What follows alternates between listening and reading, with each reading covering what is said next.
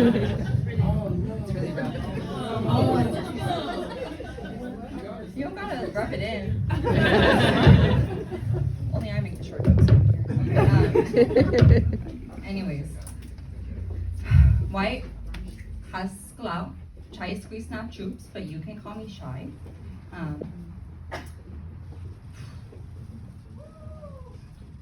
I got books on my shelf I'm scared to read. Books on residential schools. Broken treaties on bloodbaths at Sand Creek, Wounded Knee. Little bright lies that really added up over time. And I know their pages could fill what's vacant for my public school education, but every time my fingers turn them, a strange thing happens. My fight or flight kicks in.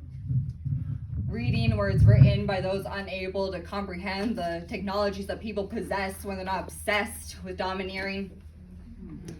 You know, it's a hard thing to reclaim my history while watching reenactments live streamed on social feeds. Because this one's not about me, but it's hard to focus on trails of tears while watching Grandpa's twin death marching on IG. Trying to release some self-destructive tendencies. I'll blow out this back before some of these spines get cracked. Allow their words to remind the PTSD in my bloodline of the cost paid so some remnants could remain. And yeah, their pages may explain how proud people became quiet. How the bells of our laughter, which once rang from sea to shining sea, lost their ring. Caked in the bloodbath of manifest destiny, yeah, that dark underbelly of American history. Those pages might flood the banks of blood memory, and that part terrifies me. You know, the other morning, there's a bottle of Bailey sitting on my kitchen counter. It wasn't for me, it was a gift for family, bought at the duty-free, passing the border, dissecting my country. It sat in my back seat, forgotten like bad memories, so I smuggled it back home with me. And as I made a coffee to start a day of endless possibilities, I considered that of day drinking. And I had a vision and premonition based on family history. Do you know addiction isn't actually hereditary?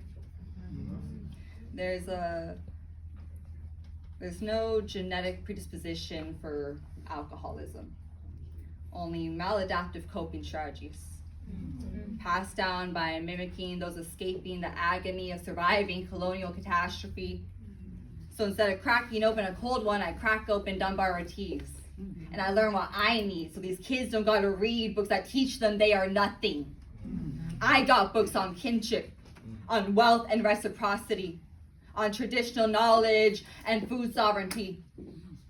I got books on potlatch, on oral history, on land back shit. I even got books on coyote.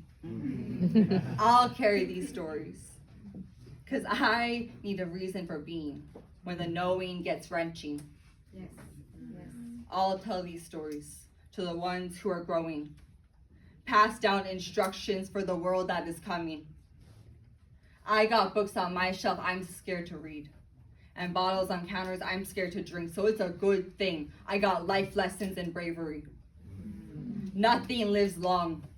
Only the land and the mountains, they teach me to stand strong. Gatling guns may break my bones, but the stories will always carry me home.